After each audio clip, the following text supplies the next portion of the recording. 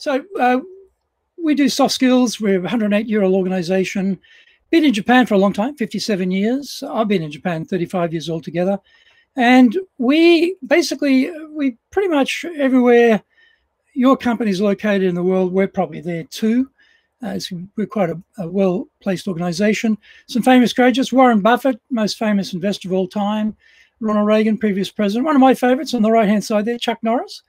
He's a graduate. And in Japan, the current president, Shiseido, and previous chairman of Google, Murakami-san, both graduates. We have these books in Japanese, which are very famous in English: How to Influence People, How to Stop Worrying and Start Living. Sold over 9 million copies in Japan. Dale Carnegie himself is the classic rags to riches success story out of America.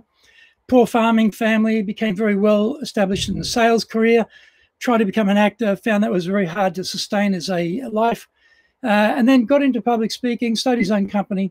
24 years later, after a lot of research, published How to Influence People, global bestseller, still a bestseller.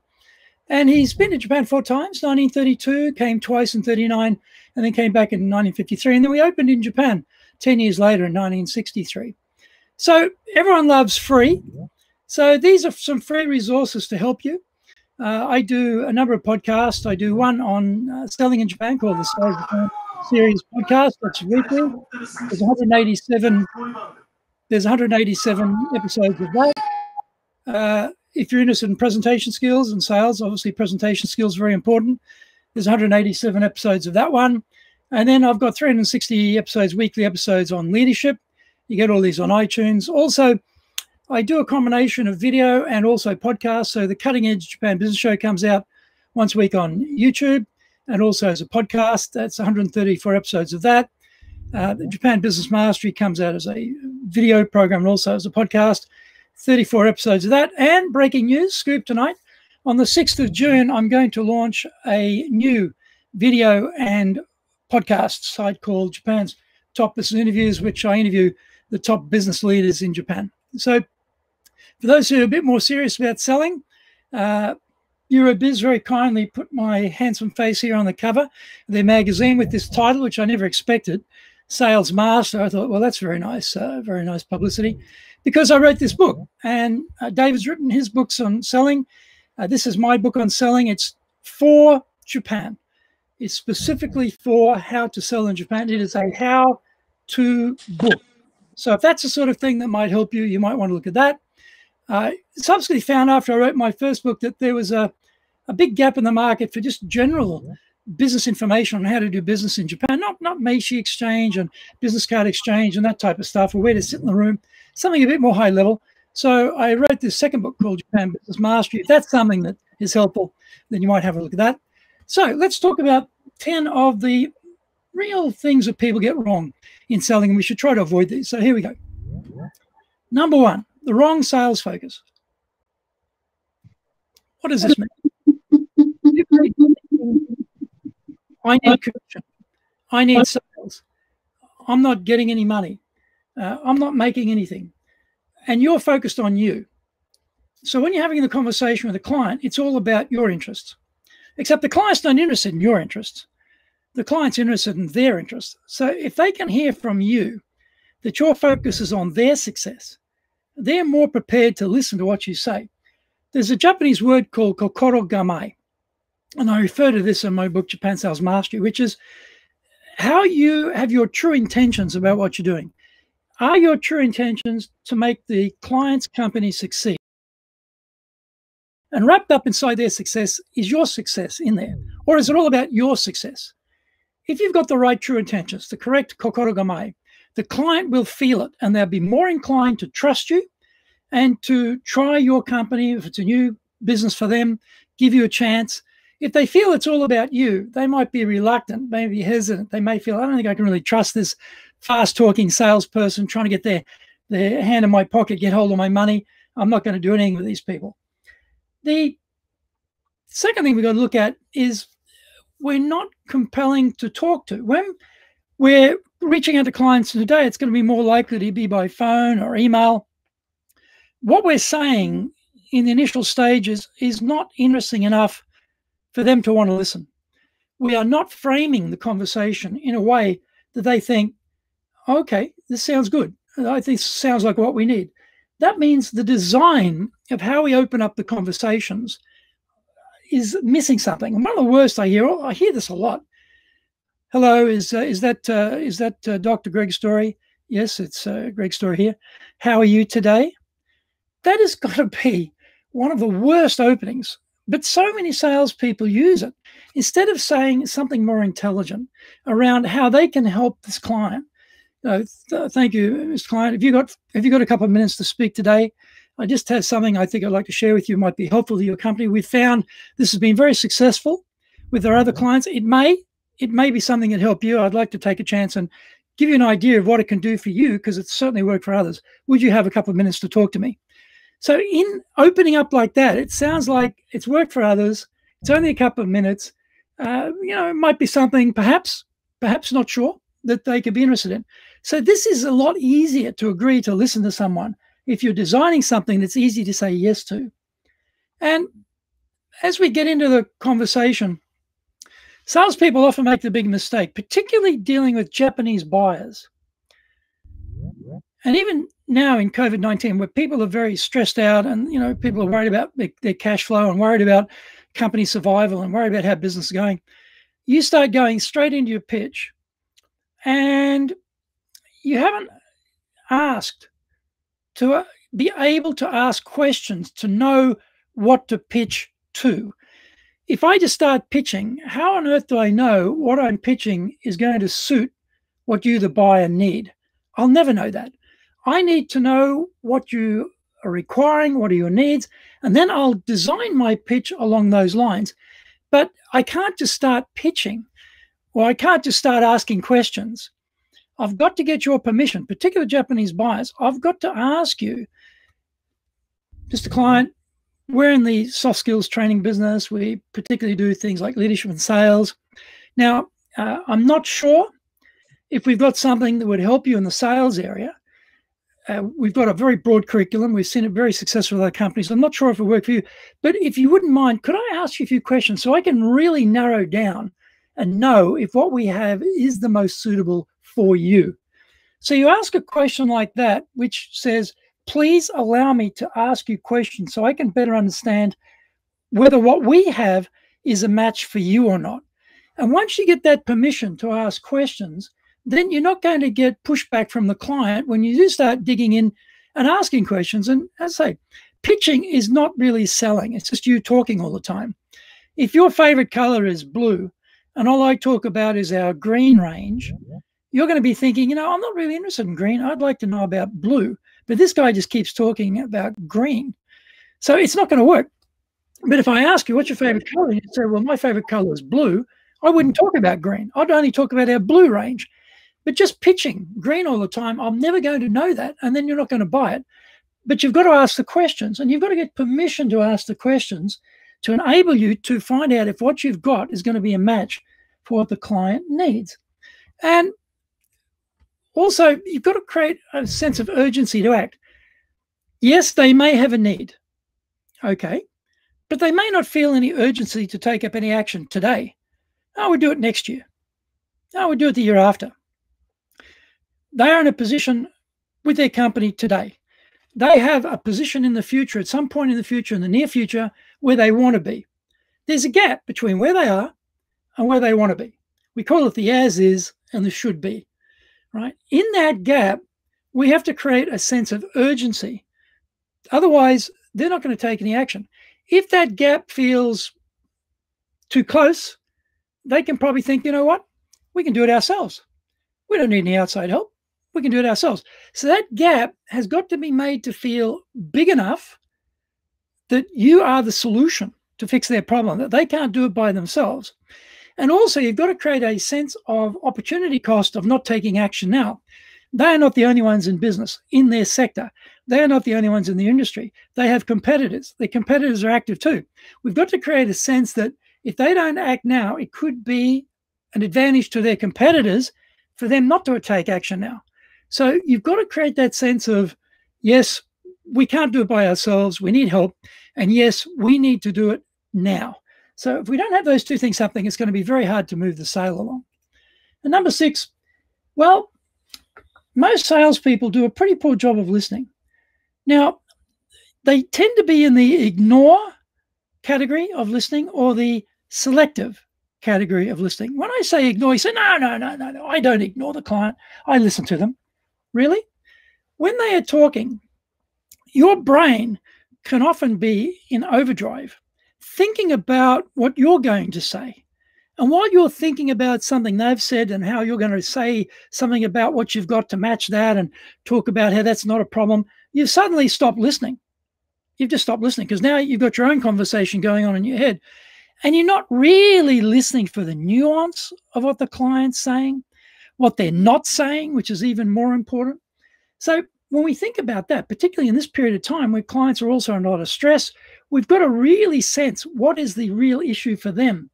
And they may not tell us the issue initially because, you do it when you go shopping yourself. Like a guy, you see a nice necktie and the clerk says, would you like to try it on, sir? Or try it against this shirt. Say, no, I'm just looking at it. Or you might, I haven't got time. The real reason is you don't want to spend any money. The real reason is you don't want to be sold. So you are resisting the sales process. Or they might tell you something, but it's not the real reason. That's the top of the iceberg problem. We want to get under that iceberg to the real reason. What's the real issue for them? That means we've got to be very, very good at listening. Selective listening is where I'm just listening for what I want to hear. And it's the same problem as ignore, but you're a little bit better as a listener, but you're still missing the nuance. You're still missing the key points of what is really the situation for them. Where are the real critical issues for them? So we've got to really stop mentally thinking about what we're going to say. If they say something that's interesting, just jot it down on a piece of paper as a memo to yourself and then keep listening. And then later you can check your notes. Oh, yeah, I need to talk about that. And don't jump in, let them finish. So another problem is people do not arrange the follow-up immediately. You have the meeting, you go through. Now, Japan, of course, is a culture where there's lots of people who are going to be involved in the final decision. The ringi seido goes around, gets all the hanko, all the chops on it before it gets agreed to internally. So it's very rare in a meeting in Japan that anyone can give you a yes answer on the spot, unless it's a company owner. So particularly now with COVID-19, where it may be hard for them to contact everybody, it might be hard to get everyone's agreement. So you've got to understand that that decision will not come out immediately. There'll be a break, a gap. And so people say, okay, well, send us your proposal or send us some material. And you say, okay, I'll do that. And then you walk out the door. Big mistake. You've got them either on the phone or in the room. At that moment, you say, so I'm going to send you some material or I'm going to send you the proposal. How is your schedule next week or the week after? Oh, I see. Next week is good. How about say a Monday or a Thursday? Oh, no good. What day would be good? Oh, Wednesday. Okay. Would morning or afternoon suit? Which is better? Afternoon. How about 3 o'clock? Oh, 3 o'clock's no good. What time would be good? 4:30. Okay. I will contact you at 4:30 next Thursday. So you've on the spot, while you've got them there, you've booked the next meeting, because what happens is if you don't lock it down now, you say, yeah, okay, I'll send you the materials. I'll send you the proposal. You go away.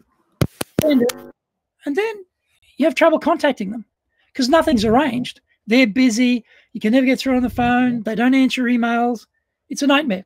So while you've got them, arrange the next meeting. Don't wait. Also, this one, slamming the square peg in the round hole. Sometimes you shouldn't be selling to that client. They are not your client. They are not a buyer. But when you've been suffering through COVID-19 and not making sales and not getting commissions, you start to imagine everybody's a client. You become desperate. Clients smell desperation. They also smell push. Oh, this is a pushy salesperson. I don't like being pushed. Everyone likes to buy, but nobody likes to be sold. And here you are, push, push, push, sell, sell, sell, trying to sell them. They don't want that. They want to buy, but they don't want to be sold. You've got to realize if this is not the client for you, don't waste any more time with that client. Say, well, thank you very much. This obviously isn't the right time at the moment. I will catch up with you in the future. Keep well, stay safe. Thank you very much. And then move on and find a client who's a better match for you. But often salespeople think by dint of strength of will, they can somehow will the client into buying.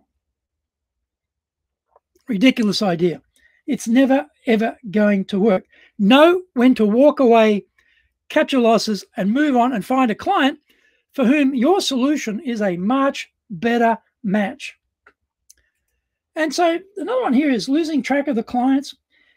We meet clients all the time. We're contacting clients. And then, they go into, we're going to think about it.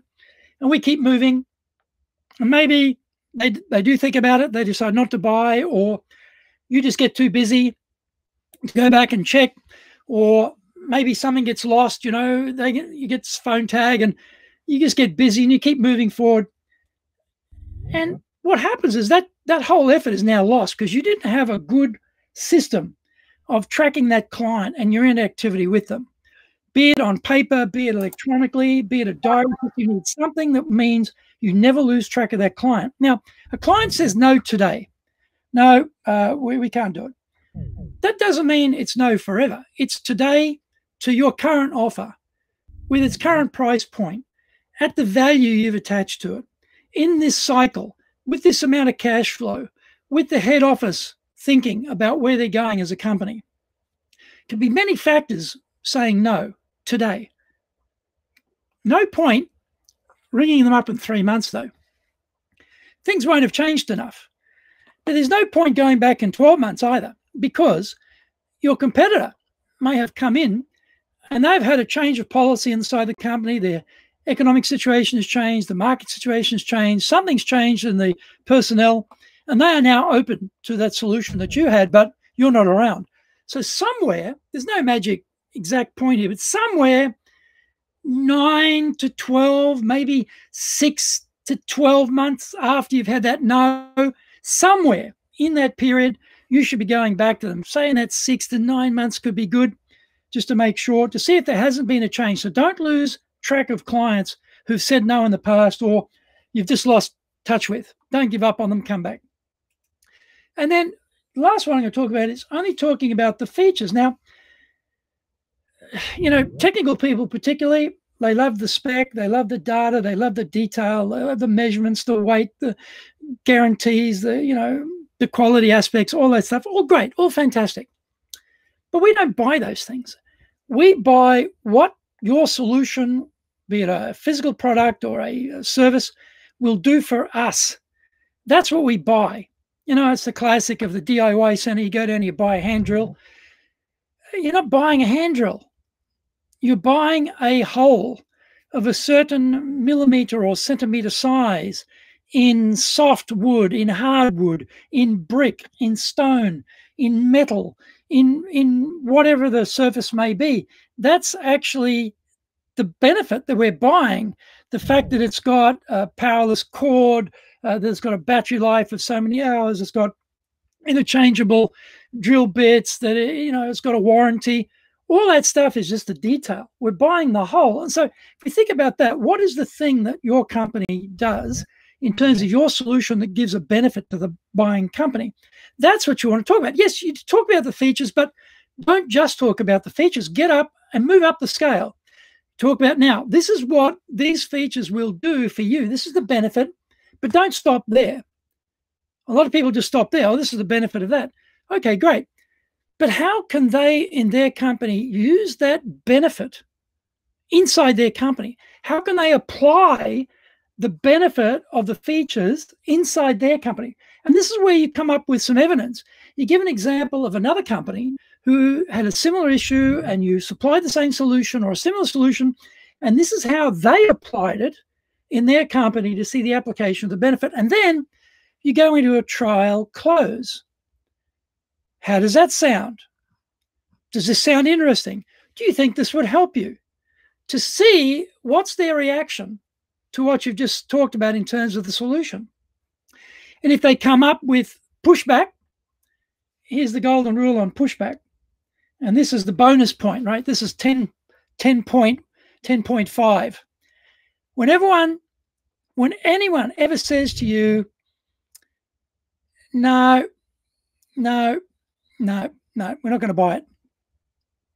when they reject you, the first words out of your mouth should be a cushion. Oh, okay, well, I understand. Yes, I can see. You know, that you're thinking about cash flow at the moment.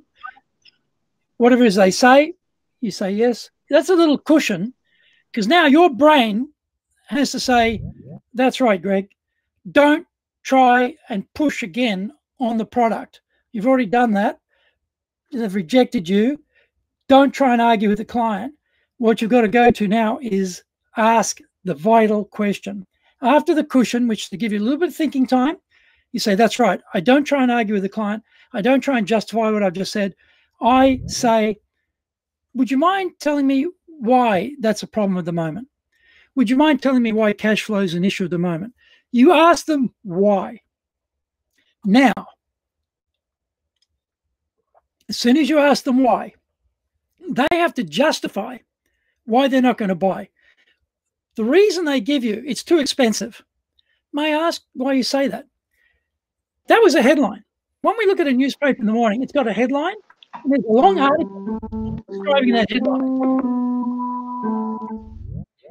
That headline doesn't give us enough information. We want the full article. When you ask, may I ask why you say that? They've now got to give you the full article, and we wait, because in their explanation, we might find out misinformation, incorrect information, insufficient information, or they're actually after something we've got, but it's not what we've been talking about. So now you've got an angle. You know which way to come back to the client from. The 10.5 is, when you get a rejection, when they say it's too expensive, cushion it. Well, yes, how we arrange the budgets is very important in companies. Not a statement anyone's going to argue with. May I ask you why you say it's too expensive?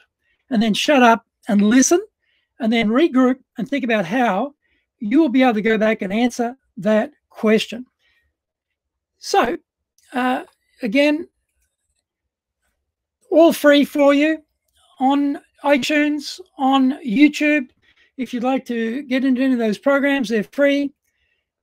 Also, if you go to the Apple Store, there's a Dale Carnegie Golden Book, all Dale Carnegie's principles, that's free.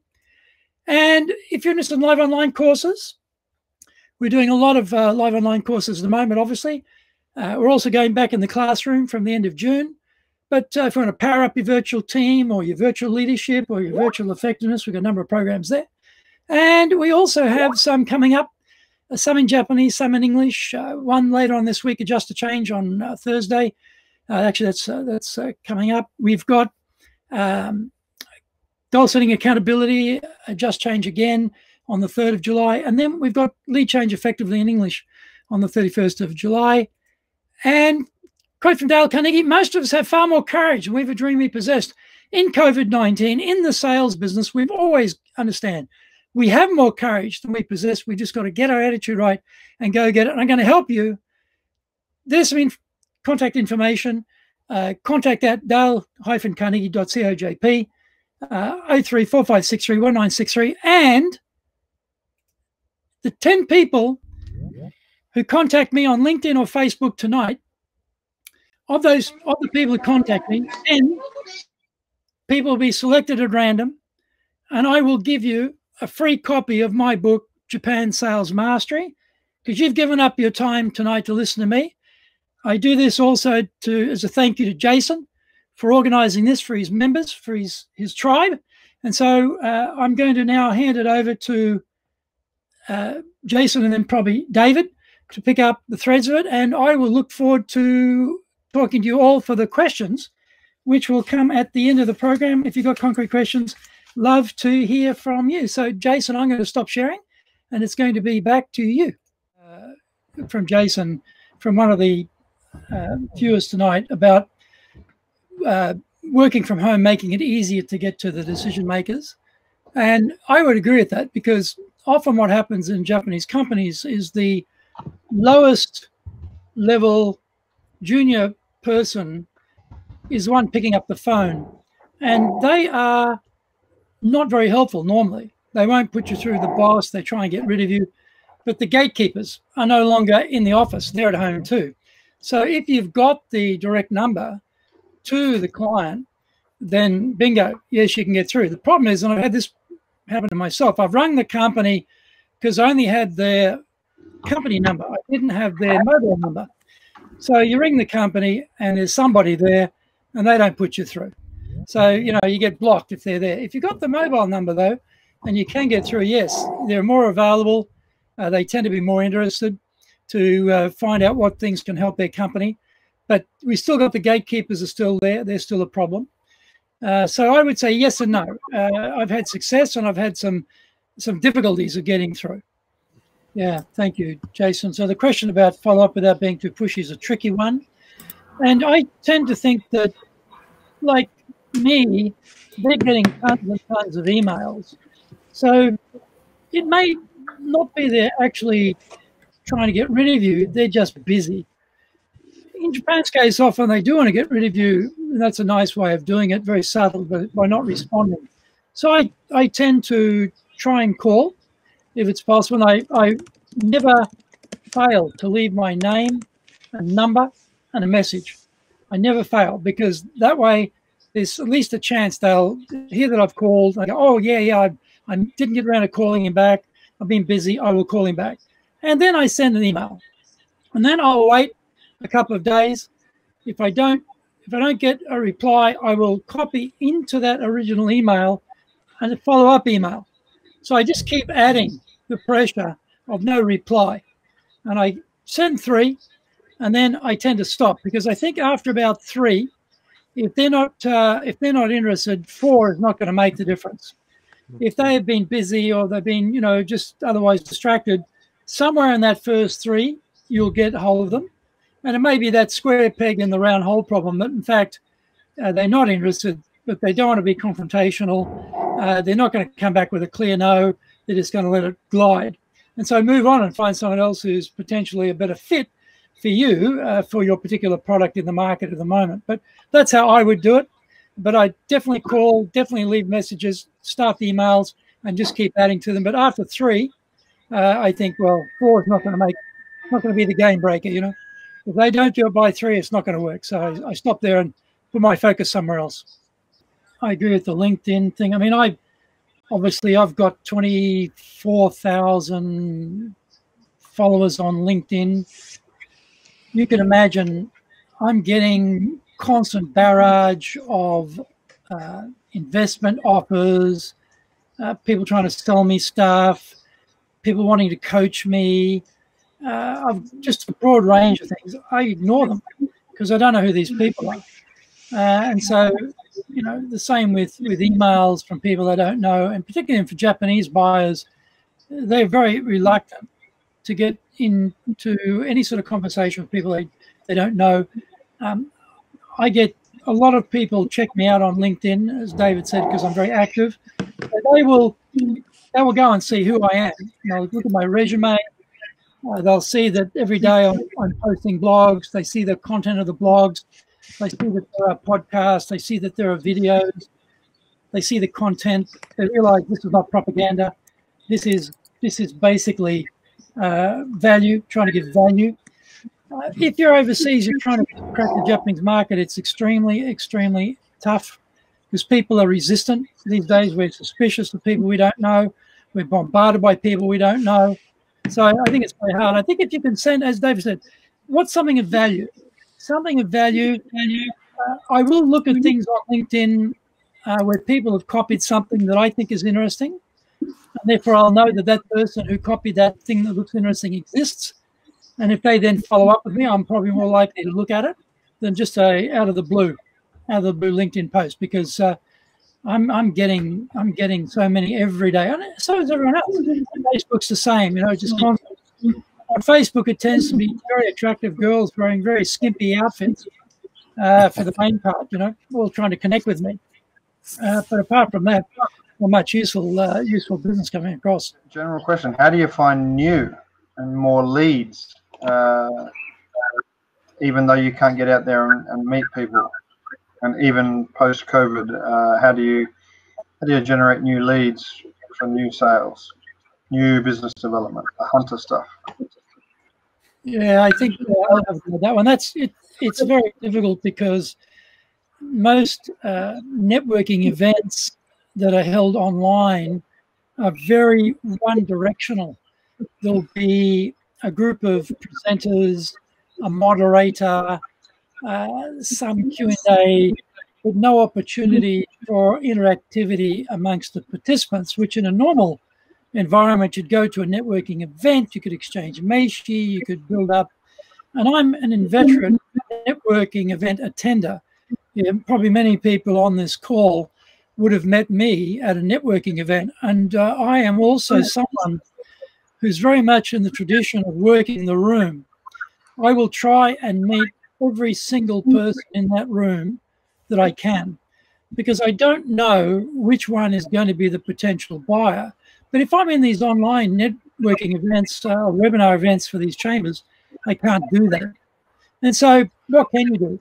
I think, as we discussed before, just doing a search on LinkedIn and hitting people up on LinkedIn, well, it certainly doesn't work with me when people try it with me, and I presume it's going to be the other way around.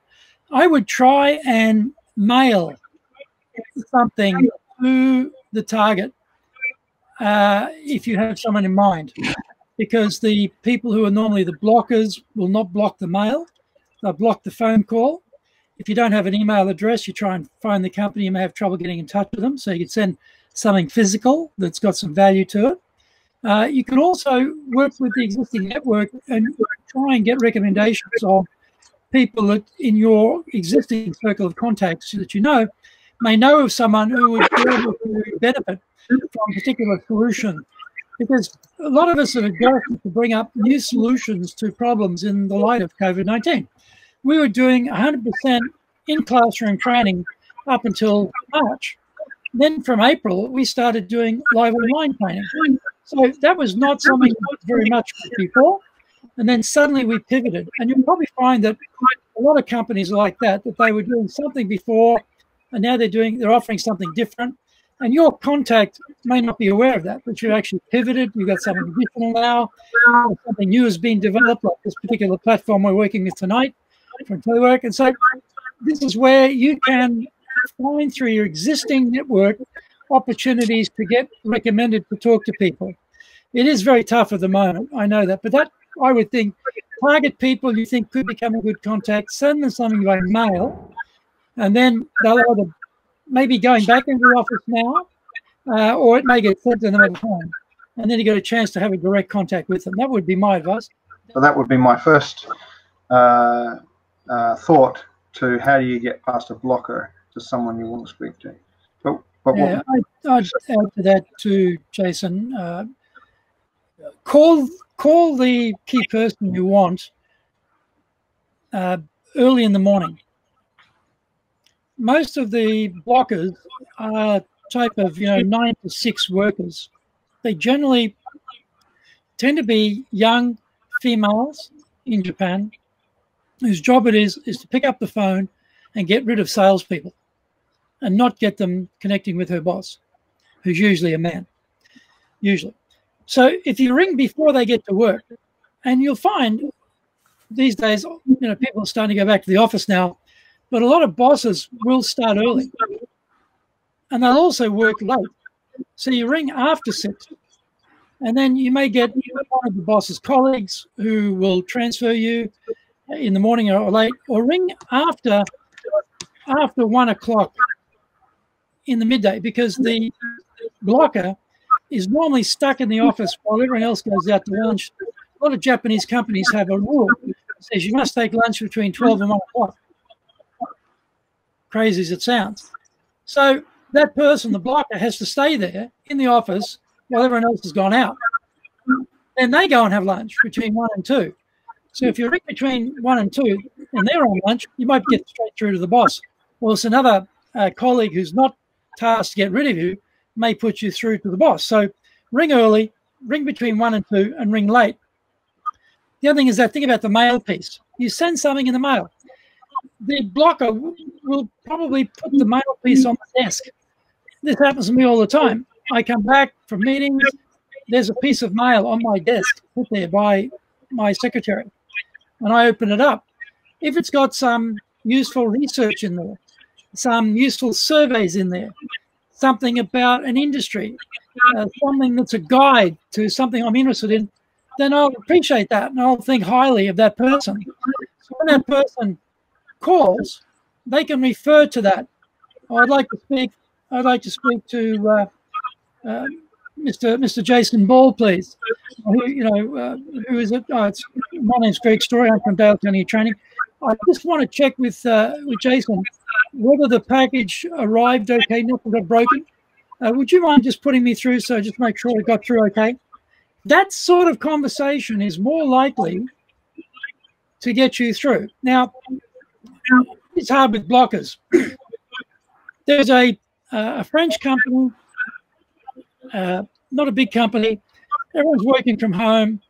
I only had the phone number of the office, but I knew the names of like 4 people in the senior echelon, the president, CFO, head of IT, blah, blah, blah. And yet I'm talking to the blocker and I said, look, I'd like to speak so-and-so. Are they there?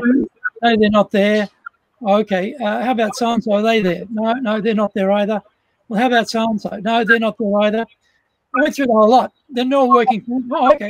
Could you give me, I don't have their email address. Could you give me their email address? No. How about their phone number? No. So this is the sort of crazy stuff you get in Japan where the blockers think their job is some, castle guard, keep the riffraff out of the castle, So you've got to find ways to get around them. Go early, go late, go in there on lunch, send something in the package, and then ring up and ask about whether the package is broken or not, and try and get connected that way would be some of the ideas I've got. How can they position themselves to connect with Japanese companies looking to enter the Indian market? So it's a visibility, branding / marketing, then sales question. David or Greg, would you have any advice? I've spent 12 years doing market entry for Australian companies into Japan. So thinking about Japanese companies going out of Japan into India, what's very upmost in their mind is how to reduce risk. They don't know India. They don't know the people they're dealing with. They're cautious about it, but they have an interest. So this is where having really good quality information and providing it. Now, for example, when I was trying to tempt Australian companies to come to Japan, I would show them cities like Nagoya or Fukuoka or Hiroshima or Kobe or Sendai or Sapporo or, whatever as an individual city. And I would show them the size of the market of that city state, if you think of it like that, relative to the Australian market size. So a company sitting in Australia would see that and go, well, that's only one city. It's not Tokyo, but it's a big market. I've never heard of Sendai. I've never heard of Fukuoka, or I've never heard of Kagoshima, or I've never heard of whatever, But they could see from the research they presented that city alone was quite a reasonable sized market relative to the Australian market. And so by giving them that very, very specified research, that gave them some idea that, okay, this could be a good place to start. So if you flip it for India, India is a big place. They've got a track record already of doing market entry for Japanese companies in India. Got to play that up big time. You've got to think about what's the industries that they can be most effective in and work out, okay, where should this Japanese company go in India? Who would be some likely partners they should work with? Because, again, partner selection is a bit of a nightmare when you don't know anybody. And what you don't want to do is wind up with the wrong partner. So having an ability to vet partners for Japanese companies and only introduce a limited number of the best quality potential partners as a service will save that Japanese company a lot of heartache and a lot of time. And they'll appreciate that. So when you can show we can provide that role for you, you get to make the final selection. But based on your criteria, we'll do all the hard work. We'll sort it out. We'll give you the best quality possible partners. Then you can meet them and make your own decision. we'll give you different markets in India because there's lots of sub-markets in India where it might be the best fit for you. And then you refer to the business you've already done previously where you've been very effective for companies. You talk about what went right, what went wrong. You know, like, for example, I gave the 10.5, you know, dastardly mistakes that people make trying to sell in Japan. Well, you could have, you know, the 10 most common mistakes Japanese companies make trying to partner with companies in India. And you list them out and you go through in detail all the mistakes. And the person who's reading that goes, well, this person really knows what they're talking about because they've done it. It's obvious they've done it.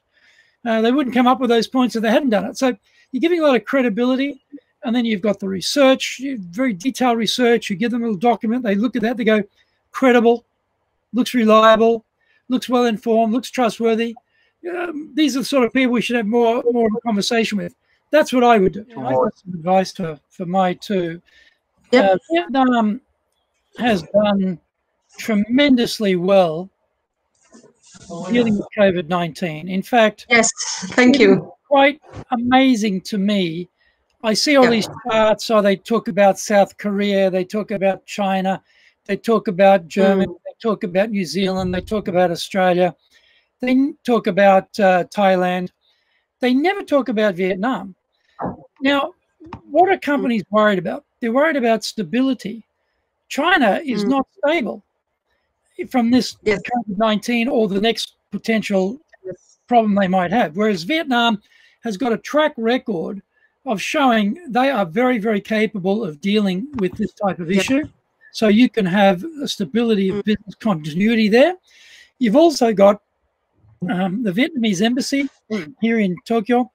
Japanese companies who are interested in Vietnam will contact the trade promotion organization within the Vietnamese embassy.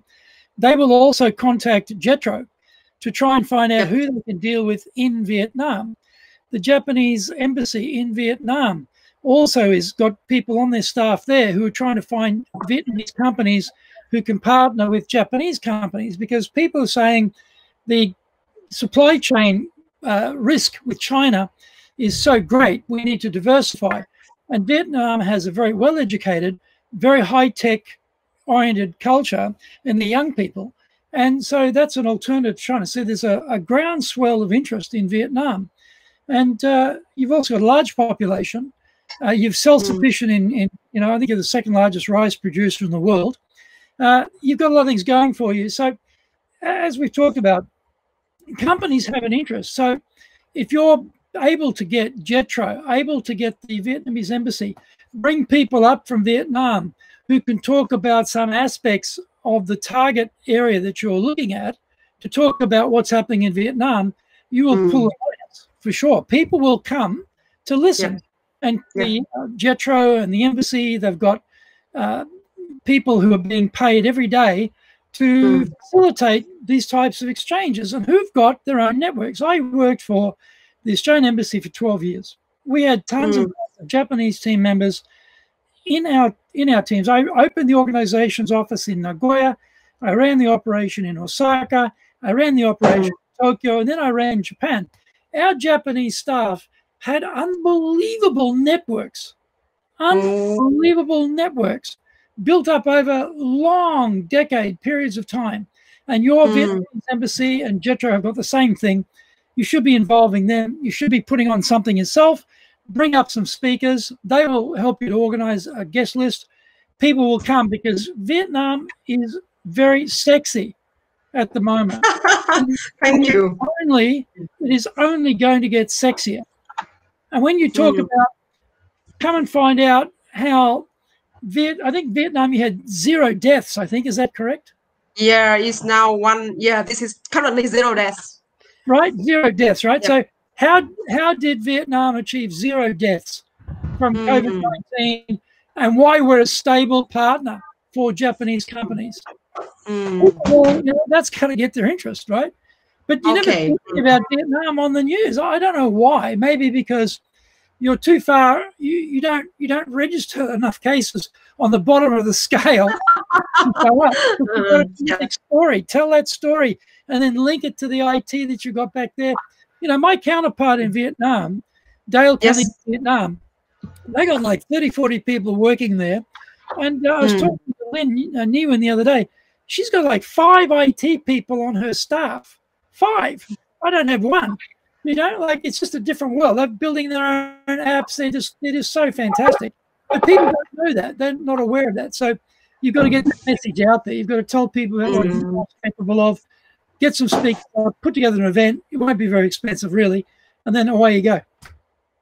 Okay, because personally, I want to also, we are doing IT and we have been doing it for a lot of American company, successful startup. And yeah, I'm thinking of how to share the experience in supporting American company in doing IT stuff. But a very good idea. I will contact with, I will have more contact to promote more the Vietnamese, the Vietnam appearance in Japan. Yeah. Right. Yeah, thank you very much. Thanks, guys. And I'm aware that we're past the 8:30 mark. I hope everyone's okay that we're going a little bit further. Feel free to drop off. I appreciate everyone joining. I just wanted to ask a question both to David and Greg to see how it goes. In a very general sense, what advice would you give to someone who wants to do business in or with Japan, or what's in a professional sense? What advice do you, for someone who is not already here, or who is struggling? He's here and struggling. What advice would you give him about doing business in Japan? Well, you know, I did this professionally, as I said, for 12 years. And the thing that always amazed me about Australian companies, I was dealing with Australia, obviously, was they often got into partnerships. The Australians got into partnerships with Japanese companies. They weren't the right fit. They would partner with a company that was too big for them, and they never really had the right balance. Or they would get into partnerships by chance. I mean, honestly, the number of people I met who said they found the Japanese partner because they happened to be sitting next to each other on a plane is just extraordinary. That is not the best way to do partner selection. So what I would recommend is, again, as I said to every country has got a trade promotion organization. Most of them got offices in Japan. They've got deep connections here. They can help you with partner selection. They can weed out the people who are the wrong fit for you, give you advice, and help you that way. And also, the reverse is, if you're in Australia, you've got Japanese trade, like Jetro, for example. They're active outside of Japan as well. So that's a good starting point. Otherwise, pay people who are market entry specialists, because they will save you so much money by helping you make sure you don't get into bed with the wrong partner and you get locked in. One thing too I'd say is never, ever, ever agree to an exclusive relationship with anybody unless there are some milestones of production or revenue built into that agreement. Never give a blanket agreement with anybody that doesn't have some measurement in there that allows you to get out of it if the Japanese partner doesn't perform. But often people get starstruck. They see this big Japanese company. They're all thinking, we're going to be rich, you know. And they sign an exclusive arrangement, and then it never goes anywhere. And they think, gee, I wonder why that was. Well, it may be that Japanese company has got their own existing business, the same industry you're in, and they don't want you in the market, so they'll just take you out by getting an exclusive arrangement and doing nothing, and then you're stuck because there's no time limit, there's no performance hurdles in there. Never sign anything unless there's performance hurdles and a time limit, that if you need to get out, you can. Be very, very rigorous on partner selection. Get people who are experts to help you. Use your governments to help you. And if you start with that approach, then you'll do much better. That would be my advice.